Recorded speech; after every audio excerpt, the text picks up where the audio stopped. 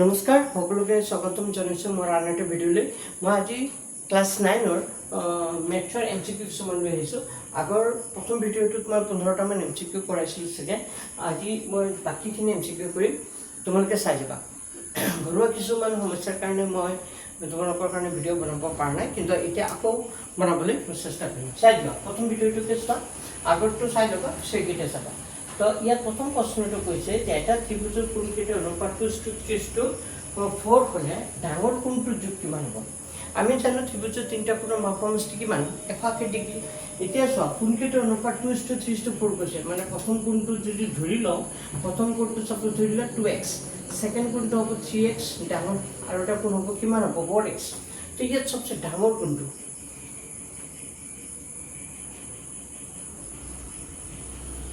ডাঙৰ কোণটো 4x। আমি জানো কোনকেইটা অনুপাত 2:3:4 হ'লে ডাঙৰ কোণটো কিমান হ'ব? আমি যদি কোনকেইটা 2x আৰু এটা কি ধৰিলোঁ 3x আৰু এটা যদি 4x ধৰিলোঁ, তেতিয়াহ'লে তিনিটা কোণৰ যোগফল কিমান ডিগ্ৰী হ'ব? 180 ডিগ্ৰী হ'বনে?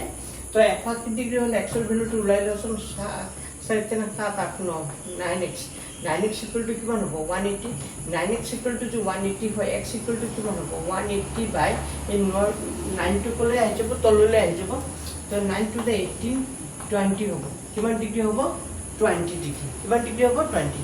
যদি x 20 হয়, তাৰ মানে ডাঙৰ কোণটো আছিলে 2x 3x 4x। চাওক, ডাঙৰ কোণটো 4x, ডাঙৰ কোণটো হ'ব 4x, মানে 4 into x মানে কিমান? 20 ডিগ্ৰী। তাৰ মানে এনচাৰটো হ'ব 80 ডিগ্ৰী। আছে না অপশ্যন? 80 ডিগ্ৰী।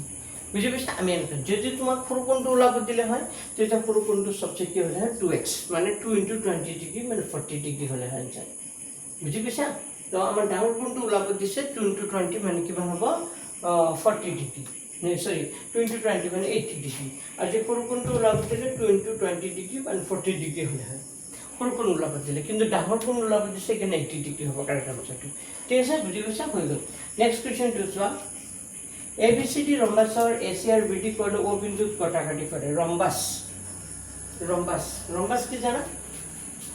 ৰম্বাছ মানে হ'ল যি চতুৰ্ভুজৰ আটাইকেইটা বাহু সমান হয়।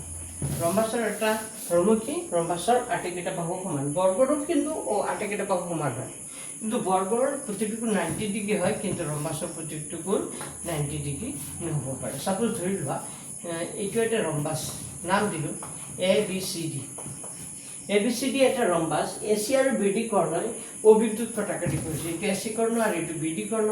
AC আৰু BD কৰ্ণৰ প্ৰস্থ কি বিন্দুত কটাকাটি কৰিছে? O বিন্দুত কটাকাটি কৰিছে বুলি ধৰি লৈছোঁ। যদি O বিন্দুত কটাকাটি কৰে আৰু O equal to 4 centimetre, O মানে কিমান? 4। যদি O 4 চেণ্টিমিটাৰ হয়, তেতিয়াহ'লে AC কিমান হ'ব? AC বাহুৰ মাপ কিমান হ'ব লাগে? আমি জানো এটা কথা যে ৰম্বাছৰ কৰ্ণ দুটা পৰস্পৰ সমদ্বিখণ্ডিত হয়, পৰস্পৰ লম্বভাৱে সমদ্বিখণ্ডিত হয়। একচুৱেলি সামুদ্ৰিক কৰ্ণ দুটাৰো সমদ্বিখণ্ডিত হয়, কিন্তু ইয়াত কি হ'ব? ৰম্বাছৰ কৰ্ণ দুটাৰ পৰস্পৰ সমদ্বিখণ্ডিত হয়। ৰম্বাছ এটা কি হ'ব পাৰে? সামুদ্ৰিক হ'ব পাৰে। তো কৰ্ণ দুটাৰ পৰস্পৰ কি হ'ব? সমদ্বিখণ্ডিত হ'ব। যদি সমদ্বিখণ্ডিত হয়, তো OA সমান হ'ব কাৰ লগত? OC লগত। তো OA যদি 4 হয়, তেতিয়া OCও কিমান হ'ব? OA যদি 4 হয়, AC কিমান হ'ব? 4 হ'ব। যদি 4 হয়, তেতিয়াহ'লে AC মানে কিমান হ'ব? ওলাই গ'ল। OA মানে 4, OC মানে 4 কিমান হ'ব? 8 চেণ্টিমিটাৰ হ'ব। কাৰেক্ট অপশ্যনটো কি হ'ব? 8 চেণ্টিমিটাৰ। হৈ গ'ল। তো বুজি পাইছা চাগে? নেক্সট কুৱেশ্যনটো চোৱা। এইটো কুৱেশ্যন কি আছে? কাৰণ ৰম্বাছ বুলি কৈছে, ৰম্বাছৰ কৰ্ণ দুটাৰ প্ৰস্থ কি হয়? সমদ্বিখণ্ডিত। সামুদ্ৰিকৰ কৰ্ণ দুটাৰ সমদ্বিখণ্ডিত হয়। তো ৰম্বাছ এটা সামুদ্ৰিক হ'ব পাৰে, সেইটো হ'ব পাৰে। এইটো অপশ্যন কি হ'ব? এইটো চোৱা, PQ ত্ৰিভুজে S আৰু T কৰ্মে, এইটো একটা ত্ৰিভুজটাৰ নাম হ'ল PQ, কি হৈ যাব? R। PQR ত্ৰিভুজৰ S আৰু T কৰ্মে PQ আৰু PR ৰ মধ্যবিন্দু। এইটো হ'ল PQ আৰু PR, ইয়াৰ মধ্যবিন্দু। S আৰু কি বুলি কৈছে? S আৰু T কৰ্মে ত্ৰিভুজ PQ আৰু PR ৰ মধ্যবিন্দু হ'লে তলৰ কোণটো সৈতে ইয়াৰ ভিতৰত কোণটো সৈতে হ'ব? আমি এটা উপপাদ্য পাইছিলোঁ যে ত্ৰিভুজৰ দুটা বাহুৰ মধ্যবিন্দু সংযোগী ৰেখাডাল তৃতীয় বাহুৰ সমান্তৰাল আৰু কি হৈছে আঘাত।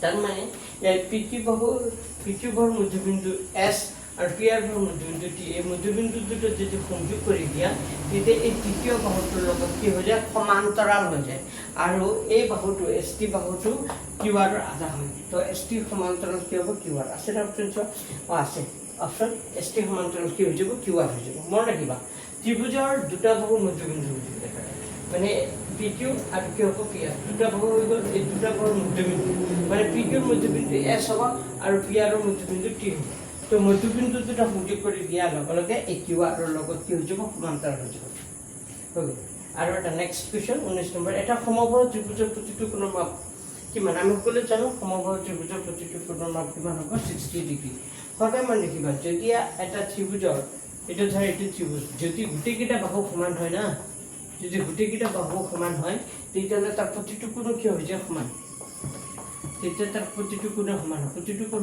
সমান হোৱা মানে কি কিমানকৈ পৰিব 60 60 60কৈ পৰিব হয়নে নাই তো আমি গম পালোঁ যে এটা সমবাহু ত্ৰিভুজৰ প্ৰতিটো কোণৰ মান কিমান 60 ডিগ্ৰী আহিব পাৰে পৰীক্ষাত খুবেই ইম্পৰ্টেণ্ট চাই দিবা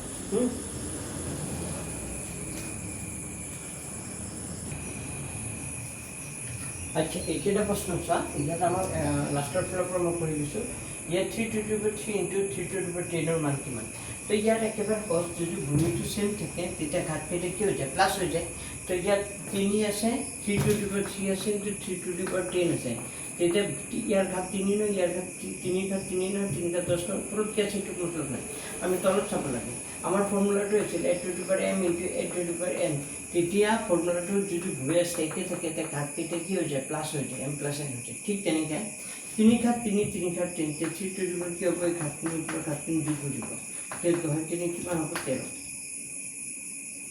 আছেনে 3 ঘাত 13 আছে 3 ঘাত 13 কাৰেক্ট অপশ্যনটো এইটো হ'ব বুজি পাইছা নেক্সট প্ৰশ্নটো চোৱা যিকোনো অখণ্ড সংখ্যা এমৰ বাবে অযুগ্ম সংখ্যাৰ প্ৰকাৰ সেইটো অযুগ্ম সংখ্যা বুলি ক'লে 2 + 1 হ'ব যুগ্ম বুলি ক'লে 2m হ'ব ঠিক মানে অযুগ্ম বুলি ক'লে সদায় 2m + 1 হ'ব আৰু অযুগ্ম বুলি ক'লে 2m হ'ব তাৰপিছত চোৱা 1/2% ভগ্নাংশৰ প্ৰকাৰ কৰা ভগ্নাংশ বুলি কোৱাৰ লগে লগে 1/2% ভগ্নাংশ বুলি কোৱাৰ লগে লগে 1/2 ইনটু ভগ্নাংশ বুলি ক'লে কি হ'ব একচুৱেলি এনেকুৱা হয় একচুৱেলি 1/2 1/2 দুইটা পাৰ্চেণ্ট বুলি কোৱাৰ লগে লগে তলত কি আছে 1 তো ওপৰত 1/2 লিখিছোঁ পাৰ্চেণ্ট আছে পাৰ্চেণ্ট বুলি কোৱাৰ লগে লগে তলত 1 হৈ যায় আছে বাৰু কিতাপত এইটো তো 1/2 হৰণটো যেতিয়া পূৰণ কৰি দিবা তেতিয়া 1ৰ তলত 1 আছে ন 1টো ওপৰলৈ গুচি যাব 100টো ক'লে আহি যাব তললৈ তেতিয়া 1ৰ লগত 1 কৰিলে 1টোৰ লগত 100 কৰি কি হ'ব 200 1/200 আছে না অপশ্যন চোৱা আছে 1/2 হ'ব 200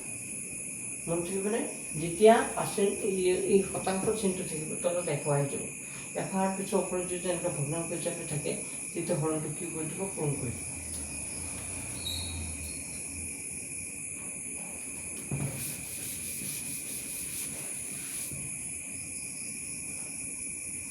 তাৰপিছত চোৱা সমদ্বিবাহু ত্ৰিভুজ ABC AB বাহুটো সমান AC কোণে = 80 ডিগ্ৰী তো সমদ্বিবাহু ত্ৰিভুজ বুলি ক'লে এনেকৈ ABC সমদ্বিবাহু ত্ৰিভুজ A এইটো B আৰু এইটো কি হ'ব C য'ত AB বাহুটো সমান কাৰ লগত BC AB বাহুটো সমান কাৰ লগত BC এতিয়া আমি আৰু এটা কথা জানো যদি এটা ত্ৰিভুজৰ বাহু দুটা সমান হয় তেতিয়া কোণ দুটা কি হ'ব সমান ইয়াত আমাৰ ইয়াৰ কোণটো 80 ডিগ্ৰী বুলি কৈছে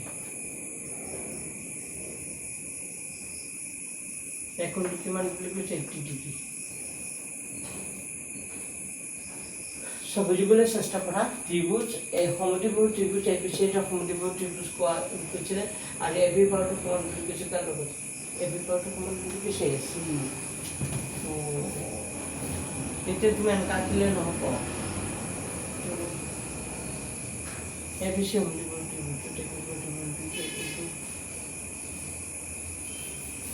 আচ্ছা এখন তো 80 ডিগ্ৰী হোৱাকৈ আকাশন এইটো এইটো B আৰু এইটো C য'ত AB সমদ্বিবাহু ত্ৰিভুজ য'ত AB বাহুটো সমান কাৰ লগত AC য'ত AB বাহুটো সমান কাৰ লগত AC এইটো সমদ্বিবাহু ত্ৰিভুজ ABC য'ত এই কোণটো 80 ডিগ্ৰী বুলি কৈছে এই কোণটো কিমান ডিগ্ৰী 80 ডিগ্ৰী এতিয়া এটা কথা কোৱা ত্ৰিভুজৰ তিনিটা কোণৰ যোগফল কিমান 180 ডিগ্ৰী সেই 180 ডিগ্ৰীৰ পৰা এই কোণটো বাদ দিয়ে 180ৰ পৰা এই কোণটো গুচি গ'লে মানে 100 ডিগ্ৰী গুচি গ'লে 80 ডিগ্ৰী গুচি গ'লে থাকিল কিমান 100 ডিগ্ৰী তিনিটা কোণ যোগফল 180ৰ পৰা 80টো মাইনাছ কৰি দিয়ে কি দেখো 100 ডিগ্ৰী আকৌ এইটোতো পাই গ'লে 80 ডিগ্ৰী 100 ডিগ্ৰী আকৌ B আৰু কাৰ মাজত বি আৰু কাৰ মাজত সমানুপাতিক কৰিব লাগিব চিৰ মাজত 100 ডিগ্ৰী 2 ভাগ কৰিলে কিমান ডিগ্ৰীকে পৰিব 50 ডিগ্ৰী কিমান ডিগ্ৰী তাৰ অপশ্যনটো হ'ব 50 চোৱা এইটো 50 হ'লে এইটো 50 হ'লে এইটো কিমান হ'ব 50 তো 50 50 হ'ব লাগিব তাৰ অপশ্যন আছে নাই আছে অপশ্যন 2 50 বি গুণটো 50 চি গুণটো কিমান হ'ব লাগিব 50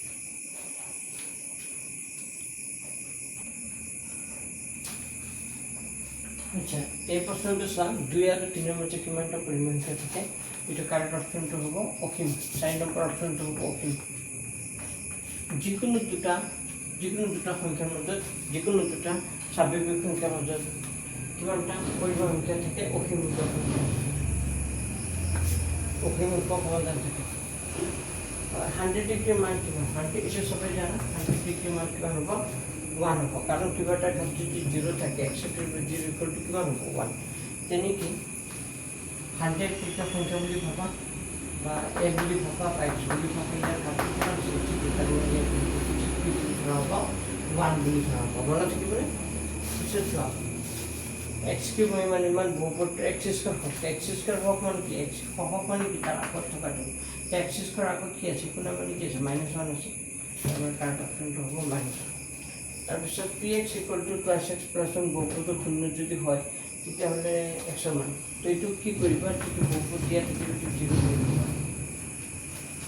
বহুপদটো কি বুলি ধৰি ল'বা 0 যেনে 2x + 1 = 0 তো 2x + 1 = 0 2x to ৰাখিলে মোৰ পাবলে +1 টো কৰিলে -1 তেতিয়া x মান লাগিব -1 আগৰ পৰা আছে এইটো কুলে আহিব তললৈ তাৰ মানে কিমান হ'ব 1/2 হৈ যাব 2 হৈ যাব তো ইয়াৰ অপশ্যনটো হ'ব 1/2 -1/2 sorry 1 not 1/2 it is -1/2 এটা বৰ্গৰ কালি ইমান হ'লে বৰ্গটো বাহুটো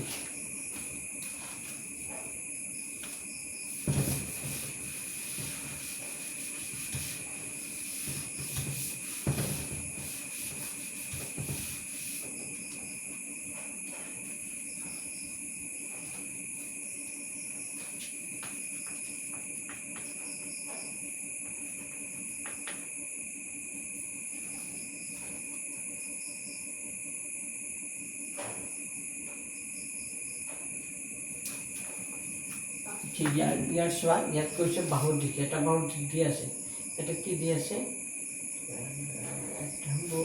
এটা বৰ্গৰ কালি দি আছে বৰ্গটোৰ বাহুৰ দিশ তো এটা বৰ্গৰ কালি দি আছে ক'ত ইমান এটা বৰ্গৰ প্ৰশ্নটো চাই দিছে ৰ'বা এটা বৰ্গৰ কালি ইমান নহ'লে বৰ্গটোৰ বাহুৰ দিশ তো ইয়াত উৎপাদক বিশ্লেষণ কৰি দিবা 4 আৰু 9 পূৰণ কৰিলে 4 9 গুণ কিমান হ'ব 36 এতিয়া মোক কোৱা কি সংখ্যা দুটা পূৰণ কৰিলে 36 আকৌ যোগ কৰিলে 12 হয় 6 আৰু 6 পূৰণ কৰিলে 36 হয় 6 যোগ 6 কৰিলে কিমান হ'ব 12 হ'ব কিন্তু হ'ব 4x² প্লাছ 12 জেগাত 6 + 6 ইনটু কিমান হ'ব x + 9 সব 12 জেগাত 6 + 3 6 কিন্তু 4x² প্লাছ 6 লগত x = কি হ'ব 6x + 6 লগত 6 plus 9 equal to কিমান equal 0 দিব নালাগে বাৰু এনেকৈ কৰি যাবা equal 0 দিব নালাগে এই দুটাৰ পৰা কমন আহিব কি কমন আহিব 2x কাৰণ 4 মানে 22 ফুল 6 মানে 23 দুটাৰ পৰা কি আহিব 2x কমন আহিব তো 2 দুগুণে কিমান হ'ব 4 2 দুগুণে 4x দুটা ছিল এটা আহি গ'লে এটা থাকিব প্লাছ 2 3 গুণ কিমান হ'ব 6 x থাকিব x2 লৈ আহিব পাৰে কি থাকি যাব 3 থাকি যাব এই দুটাৰ পৰা কি কমন আহিব 3 কমন আহিব কাৰণ ইয়াত x আছে ইয়াত নাই 3 কমন আহিব তেতিয়া এই প্ৰথম ব্ৰেকেটত যিটো হয় ইয়াত আৰু হৈছে না চোৱা 3 আৰু 2 পূৰণ কৰি 3 দুগুণে কিমান হ'ব প্লাছে কি হ'ব প্লাছ 3 3 গুণ কিমান হ'ব ন তো আমি এটা পালোঁ 2x + 3 আৰু এটা হ'ব 2x + 3 আৰু এটা হ'ব 2x + 3 বৰ্গৰ প্ৰতিটো বৰ্গৰ 2x + 3 আছে অপশ্যন আছে তো কাৰেক্ট অপশ্যনটো হ'ব 2x + 3 বুজি পাইছা